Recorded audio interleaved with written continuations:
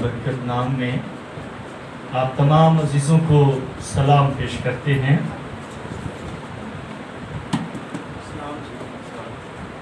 सलाम आमीन। और खुदावंद का शुक्र अदा करते हैं आज के इस दिन के लिए जो खुदावंद हमें बख्शा ताकि हम उसकी आवाज़ को सुन सकें और उसके कलाम से बरकत हासिल करें। खुदावंद के खादिम पास्टर नसीम अख्तर साहब के शुक्रगुजार हैं जिन्होंने मुनासिब जाना कि आज फिर आपके दरमियान खुदावंद के कलाम की खिदमत की जा सके। आमीन।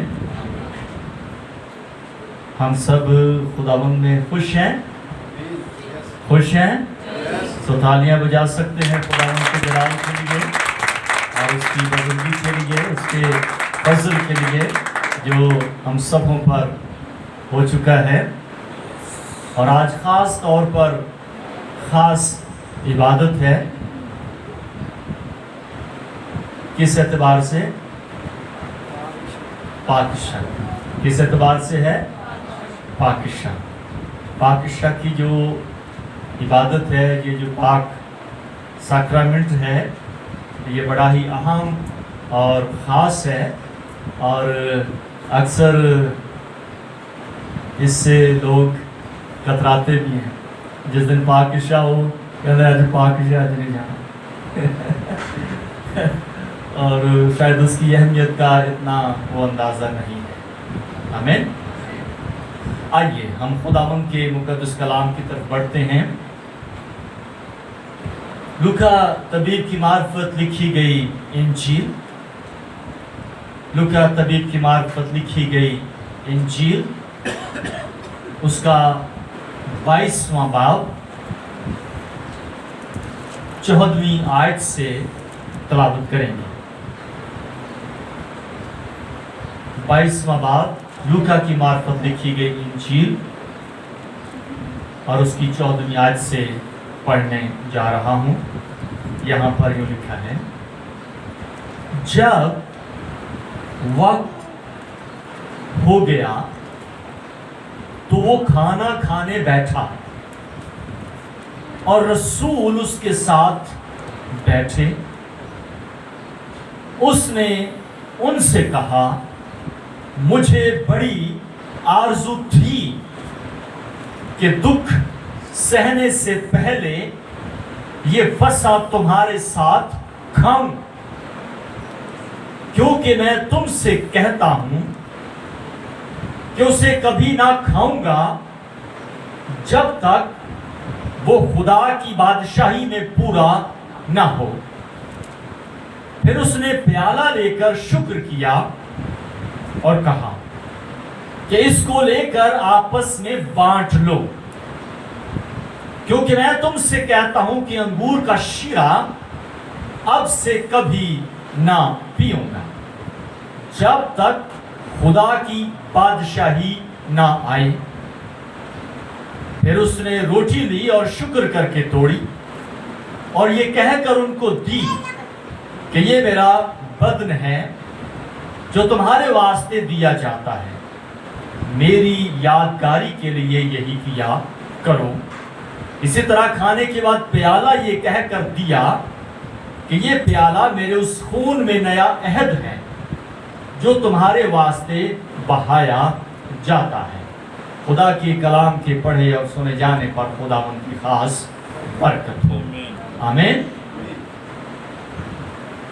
यहां पर खुदावंद यीशु मसीह ने अपने शागिर्दों के साथ ये खाना खाया था और ये खाना शाम का खाना है, क्योंकि जब आप ये कहते हैं कि इशा रब्बानी तो इसका मतलब है कि वो खाना यीशु मसीह के साथ खाया गया जो शाम के वक्त का है, सूरज ढलने के औकात का है। क्योंकि इशा जो लफ्ज है ये अरबी जुबान का लफ्ज है और इशा शाम के इस पहर को कहते हैं। ٹھیک ہے. سو یہاں پر پاک عشاء کیا گیا ہے, یہاں پر پاک میز سجائی گئی ہے, یہاں پر یہ وقت آ گیا ہے کہ خداوند یسوع مسیح اپنے اس مکاشفہ کو, اپنے اس بھید کو اپنے لوگوں پر واضح کر دے, اسے کھول دے, اسے بتا دے کہ آج جو میں کرنے جا رہا ہوں یہ کیا ہے اور اس کا مطلب کیا ہے. لیکن اہل یہود کے اعتبار سے یہاں پر عید کا وقت ہے اور یہاں پر اسے کہا جاتا ہے عید فصح. کیا کہا جاتا ہے؟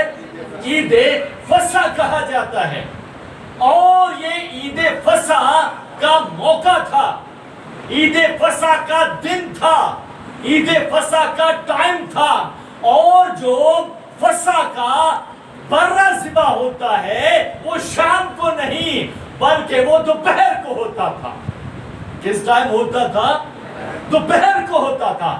یہ باتیں جو میں ابھی سے آپ کے ذہن نشین کر رہا ہوں اسے یاد رکھیے گا, کیونکہ اس کو ہم آگے جا کر کھولیں گے. ٹھیک ہے, سمجھا رہی ہے یا تھوڑی آواز کچھ اپ ڈاؤن کریں؟ ٹھیک ہے, آواز ٹھیک ہے. اوکے, تو کہاں پر میں بات ختم کر چکا تھا؟ ہاں, عید فصح کا جو برہ ہے وہ جب ذبح ہوتا تھا تو وہ دوپہر کے ٹائم ہوتا تھا. اچھا, ہیکل کے اندر عید فصح کے موقع پر جب برہ ذبح کیا جاتا تھا تو وہ دوپہر کے ٹائم ہوتا تھا, تاکہ جو اگلا ٹائم ہے عید کے منانے کے بعد شام کا, اس میں لوگ عید فصح کی اعتبار سے جو کھانا ہے عشاء کا وہ کھا سکیں. اور اس میں لوگوں کو گنجائش ہوتی تھی تاکہ وہ عید منا کر دوپہر کی ہیکل کے اندر فصح کی قربانی کے ایمان کو دیکھ کر قبول کر کے واپس جائیں اور اپنے اپنے گھروں میں, اپنے اپنے مقام پر یا اپنی اپنی جو جگہ ڈیسائیڈ کی ہوتی تھی وہاں پر جا کر وہ فصح کی عید کا کھانا جو ہے وہ کھائیں. ٹھیک ہے, اور اس اعتبار سے جب یہ سارا معاملہ ہو گیا تو شاگردوں کو بھی یسوع مسیح کے ساتھ یہ فکر لاحق ہوئی کہ اے استاد تو بتا کہ ہم تیرے لیے فصح کا کھانا کہاں تیار کریں. ٹھیک ہے, تو یہ سبب تھا, یہ وجہ تھی کہ شاگردوں کو کھانے کے لیے جگہ ڈیسائیڈ کرنے کے واسطے یسوع مسیح سے بات کرنا پڑی تھی. اور اس اعتبار سے پھر یسوع مسیح نے نشاندہی کی, اس طرح سے تم فلاں گاؤں میں جانا اور وہاں پر تمہیں ایک شخص ملے گا جو پانی کا گھڑا اٹھائے ہوئے جا رہا ہوگا, اور تم اس سے کہنا کہ استاد نے کہا ہے کہ میرے لیے گھر میں فصح تیار کر. اب یہ گھڑے کی جو نشاندہی ہے یہ اس زمانے میں بڑی عجیب تھی, کیونکہ اہل یہود میں جو مرد ہے, آدمی ہے, وہ گھڑا اٹھا کر پانی بھرنے جاتا ہی نہیں تھا. مسئلہ یہ تھا دراصل. اب شاگردوں کو یہ سمجھ کیسے آئی کہ استاد کہہ کیا رہا ہے؟ اگر کسی خاتون کی بات کرے تو سمجھ میں آ جائے, تو وہ کہتا ہے کہ بندہ جو ہے وہ ملے گا تمہیں گھڑا اٹھاتا ہوا پانی کا. تو اب یسوع مسیح جو بھی بات کرتا ہے وہ غیب العلم بات کرتا ہے، اور حقیقت یہ ہے کہ جو کچھ یسوع مسیح کہہ دے ویسا ہی ہوتا ہے۔ آمین آمین۔ یسوع مسیح جو بیان کر دے ویسا ہو جاتا ہے، یسوع مسیح جو لفظ کہہ دے ویسا ہو جاتا ہے، یسوع مسیح جس بات کی نشاندہی کر دے ویسا ہو جاتا ہے۔ اور بائبل کی تاریخ میں نئے عہد نامے کے اندر یہ پہلا موقع ہے کہ کسی بندے نے، کسی آدمی نے گھڑا اٹھا کر جو ہے وہ پانی کا گھر میں لے جانا چاہا، اور جب شاگرد گئے اور انہوں نے ایسے دیکھا کہ وہ بندہ مٹکا چھپ کے جان گیا ہے، انہوں نے کہا یہ ہوئی ہونا ہے، یہ ہوئی جی، کیونکہ دے علاوہ کو ہو ہی نہیں سکتا۔ انہوں نے کہا ادھر آ گئے، انہوں نے کہا ہاں جی کی گل ہے، انہوں نے کہا استاد نے آخیا بھی فصل تیار کرنی ہے، انہوں نے کہا جناب موسٹ ویلکم، بالا کھانا کھلا ہے، استاد کو کہیں آ جانا، فصل تیار ہو جائے گی۔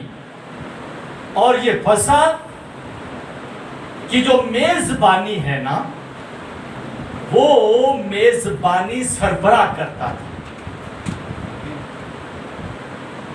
اور جو سربراہ ہوتا تھا خاندان کا، گھر کا، یا شاگردوں کا، یا کسی بھی اعتبار سے جو لیڈر ہوتا تھا، سربراہ ہوتا تھا، حقیقت میں وہ میزبان ہوتا تھا، میزبانی کی خدمت ادا کرتا تھا۔ تو اس لیے جو فسح منائی جائے یا جو فسح منائی گئی، فسح منانے کا مطلب یہ تھا، اور یہ ایک اس تہوار کے مطابق تھا جو تہوار خروج کی کتاب کے 12ویں باب کے اندر واقع ہو گیا تھا۔ اور فسح کا مطلب تھا کہ وہ بات ہے جس کے اعتبار سے چھڑا دیا جائے، جس اعتبار سے بچا لیا جائے، یا جس اعتبار سے چھوڑ دیا جائے۔ سو یہ فسح چھڑائے جانے کے اعتبار سے ہر سال اہل یہود کے اندر منائی جاتی تھی، اور یسوع مسیح نے یہاں پر اس بات کی نشاندہی کرنی ہے، تو یہاں پر لکھا ہے کہ یسوع مسیح کو بڑی آرزو تھی۔ کیا تھی جی؟ یسوع مسیح کو بڑی آرزو تھی، بڑی خواہش تھی۔ یسوع مسیح نے اس ٹائم کے لیے بڑا انتظار کیا۔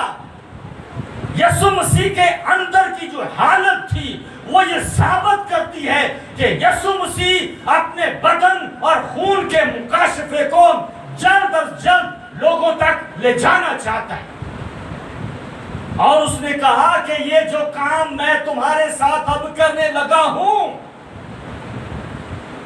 اس کا مطلب ہے کہ یہ میں تمہیں اب وقتی طور پر نہیں چھڑاؤں گا، اب میں تمہیں اس دنیا میں رہتے ہوئے ہمیشہ کے لیے اس دنیا سے چھڑا لوں گا، کیونکہ یہ فسح میری حیات میں تمہارے ساتھ آج کے دن تک ہے، اور اب دوبارہ اس ٹائم میں ہوگی جب واپس میری بادشاہی ہوگی، جب تک بادشاہی نئی نہ آ جائے اس وقت سے پہلے، اب اس کے بعد ایسا نہیں ہوگا۔ سو شاگردوں کے سمجھنے کے لیے یہ بڑی بات تھی، اور ہمارے سمجھنے کے لیے بھی بڑی بات یہ ہے۔ اس لیے مطلب یہ تھا کہ جب بنی اسرائیل قوم ملک مصر سے آزاد ہوئے یا نکلے، تو خدا نے انہیں ایک حکم دیا تھا، اور یہ جو نکلنے کا ان کا ٹائم تھا یہ 14 تاریخ کا ٹائم تھا۔ ابیب، پرانے عہد نامے کے مطابق ابیب کا مہینہ، اور نئے عہد نامے کے مطابق نسان کا مہینہ، یہودی کیلنڈر کے مطابق سال کا پہلا مہینہ۔ پہلے مہینے निसान की 14 तारीख 1444 कबल अज मसीह में मिस्र की गुलामी से बन इसराइल उस रात निकले और उस टाइम निकलने के तौर पर खुदा ने उन्हें कहा कि याद रखो कि आज रात तुमने निकलना है, लेकिन निकलने से पहले तुम्हें एक बर्रे को ज़िबा करना है और उस बर्रे को ज़िबा करके 2 काम तुमने करने हैं। उसका खून जो है वो दरवाजों की चौखटों पर लगाना है, लेकिन जो गोश्त है बर्रे का वो कमरे के अंदर, घर के अंदर ले जाना है और उसे खाना है। क्या करना है? खाना है। बर्रे का खून चौखटों पर लगाया गया और उसका गोश्त खाया गया, जिसका मतलब था कि अगर फरिश्ता इन चौखटों पर खून देखेगा और तुम्हारी जिंदगी में बर्रे के गोश्त को देखेगा तो तुम मौत से बच जाओगे। हालेलुया। तुम हलाकत से बच जाओगे, तुम गुलामी से निकल जाओगे, तुम इस अज़ियत से बाहर आ जाओगे। सो याद रखें कि ये वो अलामत थी जो यीशु मसीह यहाँ पर साबित कर रहा था कि अगर तुम मेरा गोश्त नहीं खाते, मेरा खून नहीं पीते, तो तुम में जिंदगी नहीं है। अगर तुम मेरा गोश्त क्या होता है नहीं और मेरा खून, तो तुम में जिंदगी नहीं है।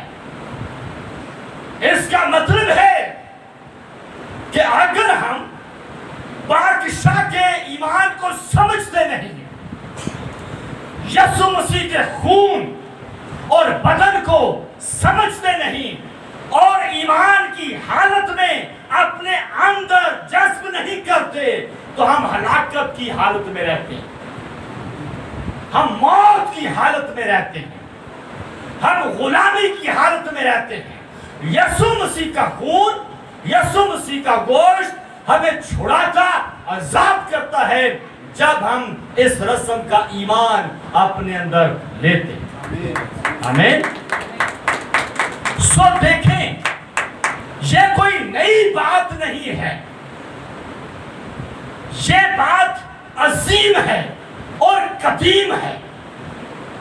इसलिए यीशु मसीह ने कहा, यहां पर जो बात हमने लूका तबीब की मार्फत देखी है, यीशु मसीह ने कहा कि ये जो रोटी अब मैं तुम्हें देता हूं, ये रोटी क्या है? मेरा बदन है।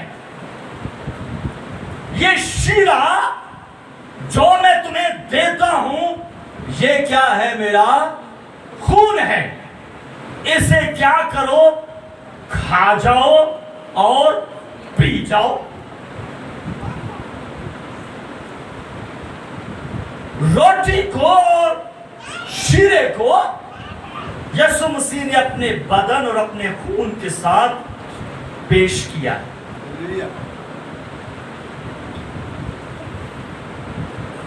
तो यही बात बनी इसराइल के उस टाइम में थी, अगरचे वो समझ पाए या नहीं, ये बात, ये बहस अलग है, लेकिन खुदा ने जो कह दिया था, खुदा प्लानर खुदा है, वो समझता है कि मैं क्या कर रहा हूं। खुदा को पता है कि अगर कोई मेरे बेटे के खून को, मेरे बेटे के बदन को अपने ऊपर ले लेगा, तो मैं उसे मौत से और गुनाह से आजाद करूं। सो वो ये काम कर रहे थे और उस यादगारी के तौर पर ईद फसा यहूदियों के अंदर मौजूद थी और राइट थी कि वो ऐसा करें। इसलिए यीशु मसीह ने जब यहां पर फसा की तैयारी करवाई تو اس زمانے میں ٹیبل میز کرسی کا رواج نہیں تھا. یہ ہم تصویروں میں اور فلموں میں دیکھتے ہیں. کرسیاں لگی ہوئی ہیں, ٹیبل لگا ہوا ہے, اور بڑی خوبصورت سفید چادر بچھی ہوئی ہے, اور فضا کا جو منظر ہے وہ چل رہا ہے. اس زمانے میں نیچے بیٹھ کر یہ رسم ادا کی جاتی تھی. غوثباں تکیے لگائے جاتے تھے اور ایک ہاتھ کی ٹیک تکیے پر لگا کر کھانا سرو کیا جاتا تھا. برتن تمام مہمانوں کے آگے رکھے جاتے تھے اور کھانا تمام مہمانوں کے آگے رکھا جاتا تھا تاکہ وہ اپنی مرضی سے لیں جتنا انہوں نے سرو کرنا ہے. اور یہاں پر یسوع مسیح نے یہی ماحول کریٹ کیا تھا.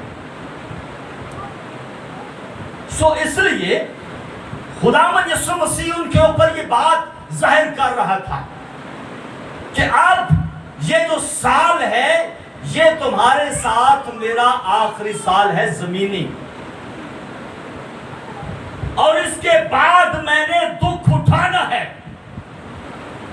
اور اس سے پہلے کہ میں دکھ اٹھانے کے مقام تک جاؤں, تمہاری زندگی کے اندر, تمہارے ایمان کے اندر, تمہاری سمجھ کے اندر یہ بات آ جائے کہ میرا جو بدن توڑا جائے گا اور میرا جو خون بہایا جائے گا وہ بتھیروں کے گناہوں کی معافی کے لیے ہوگا, اور جو کوئی ایمان لائے گا وہ ہلاک نہیں ہوئے گا بلکہ ہمیشہ کی زندگی پائے گا. یسوع مسیح آسمان پر جانے سے پہلے دنیا کے اندر زندگی کے کام کو بانٹ گئے. اس لیے ہم کہتے ہیں کہ یسوع مسیح نے کوئی ایسا کام چھوڑا نہیں, کوئی ایسا کام رہ نہیں گیا جسے ہمیں دیکھنے کی اور اس کو کرنے کی شاید ضرورت ہے. یسوع مسیح نے تمام کیا ہے, کمپلیٹ کیا ہے, اور یسوع مسیح یہ جانتا ہے کہ یہ کام جو میں ان کے ساتھ کر رہا ہوں یہ ان کی نسلوں میں, کہاں پر, ان کی نسلوں میں منتقل ہو جائے گا. جو کچھ یہ کھائیں گے, پیئیں گے, ایمان سے قبول کریں گے, وہ ان کے ہردوں سے ان کی نسلوں کے اندر شفٹ ہو جائے گا. اور یاد رکھیں کہ یسوع مسیح کی رگوں میں, یسوع مسیح کی نسل میں, جسم کے اعتبار سے یہ جسم سے پیدا ہوا ہے, تو یسوع مسیح کی رگوں میں, یسوع مسیح کی نسل میں پاک شاہ پہلے سے موجود تھی, پاک شاہ پہلے سے موجود تھی. ہو سکتا ہے کہ آپ سوچیں یہ کیسے ہو سکتا ہے. اب یہاں پر غور سے سمجھنا ہے بات کو کہ میں جو پوائنٹ یہاں پر ریز کر رہا ہوں نسل کے اعتبار سے, بلڈ کے اعتبار سے. یوحنا کی انجیل اور اس کے 8ویں باب کی 50, 51, 52, 56, 57, 58 سے 60 آیت جب آپ پڑھتے ہیں, یہودیوں نے یسوع مسیح سے پوچھا تیری عمر ابھی 50 سال نہیں ہوئی, کیا تو ابراہم سے بڑا ہے؟ کیا تو ابراہم سے بڑا ہے؟ تیری تو عمر ابھی 50 سال نہیں ہے. تو یسوع مسیح نے کہا اس سے پہلے ابراہم پیدا ہو میں ہوں. تم 50 سال کی بات کرتے ہو, ابراہم کے پیدا ہونے سے پہلے میں موجود تھا. اور تمہیں پتا ہے کہ ابراہم میرا دن دیکھنے کا آرزو مند تھا, مشتاق تھا. تو انہوں نے کہا اچھا تو پھر, تو یسوع مسیح نے کہا کہ اس نے مجھے دیکھا اور میں نے اس کو دیکھا. کے لیے سمجھنا یہ بات بڑی مشکل ہے. شاید آپ کے لیے, ہمارے لیے بھی بات یہ بڑی مشکل ہے سمجھنا. لیکن یسوع مسیح نے پتہ یہ کیوں کہا کہ یسوع مسیح نے کب دیکھا ابراہم کو, اور ابراہم نے کب دیکھا یسوع مسیح کو. ابھی میں ٹچ کروں گا نا بات کو تو آپ کے سمجھ میں آ جائے گا ایک دم.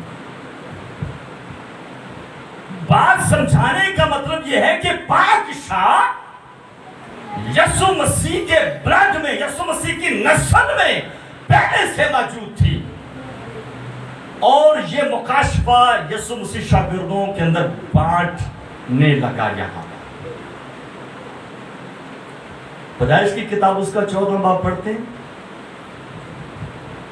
پیدائش کی کتاب اس کے 14ویں باب کے اندر جب ابراہم بادشاہوں سے لوٹ کا مال لے کر واپس آیا تو اس کی میزبانی ایک شخص نے کی تھی. اس کا کیا نام تھا؟ ملکے. کیا نام تھا؟ کیا نام تھا؟ ملکے صدق. پیدائش کی کتاب 14 باب میں. پاسٹر صاحب جانتے اگرچہ آپ مطالعہ کیجئے گا. ابراہم واپس آیا اور سامنے سے ایک شخص اس کی میزبانی کرنے آ گیا. ویلکم, خوش آمدید. اور وہ ملکے صدق تھا. ملکے صدق کے ہاتھ میں پتہ ہے کیا تھا؟ پڑھ لیں, پڑھ لیں, پڑھنے سے میرے زیادہ سمجھ آ جائے گی. ملکے صدق کے ہاتھ میں ایک چیز تھی.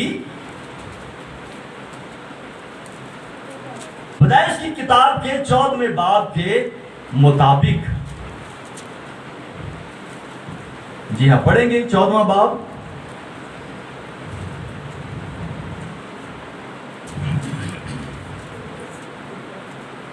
سولہ 17 سے پڑھ لیں. 17-18. خدا کے کلام میں یوں مرقوم ہے, اور جب وہ کدلا عمر اور اس کے ساتھ کے بادشاہوں کو مار کر پھرا تو سدوم کا بادشاہ اس کے استقبال کو سیوی کی وادی تک, جو بادشاہی وادی ہے, آیا, اور ملکے صدق سالم کا بادشاہ روٹی اور میں لایا. ہاں جی, ہاں جی, شکریہ. کون تھا وہ ملکے صدق سالم؟ اور اس کے ہاتھ میں کیا تھا؟ روٹی اور میں. اس نے ابراہم کو کہا کہ ابراہم, یہ روٹی اور میں میرے پاس ہے, یہ تو لے, اسے کھا جا اور اسے پی جا. اسے کھا جا اور اسے پی جا. تو یہ جو ملکے صدق ہے یہ یسوع مسیح کا مثیل ہے. یہ کون ہے؟ کون ہے؟ یسوع مسیح ہے. یسوع مسیح کا یہ مثیل ہے. تو اس نے روٹی اور میں, بدن اور خون ابراہم کو دے دیا کہ اے ابراہم, یہ روٹی اور میں تو کھا جا اور پی جا. تو ابراہم کی نسل سے یسوع مسیح تھا. ہاللیلویا. ابراہم کی نسل سے یسوع مسیح آگے آتا ہے. تو یہاں پر بات ثابت ہوتی ہے. 7ویں باب میں عبرانیوں کے خط میں لکھا ہے, پہلی آیت میں, عبرانیوں کا خط 7واں باب پہلی آیت میں, اور یہ ملکے صدق سالم کا بادشاہ خدا تعالیٰ کا کاہن ہمیشہ کاہن رہتا ہے. جب ابراہم بادشاہوں کو قتل کر کے واپس آتا تو اسی نے اس کا استقبال کیا اور اس کے لیے برکت چاہی. اسی کو ابراہم نے سب چیزوں کی دہیکی دی. یہ اول تو اپنے نام کے معنی کے موافق راست بازی کا بادشاہ ہے, اور پھر سالم یعنی صلح کا بادشاہ. یہ بے باپ بے ماں بے نسب نامہ ہے، نہ اس کی عمر کا شروع نہ زندگی کا آخر، بلکہ خدا کے بیٹے کے مشابہ ٹھہرا۔ سو ملک صدق جو ہے وہ یسوع مسیح کا مثیل ہے، اور ملک صدق نے ابراہیم کو اپنا بدن اور خون دے دیا تاکہ نسلیں یسوع مسیح کے وسیلہ سے نجات پا جائیں۔ آمین۔ تو ہم ایز اے مسیح یسوع مسیح کے روحانی بیٹے اور بیٹیاں ٹھہرے۔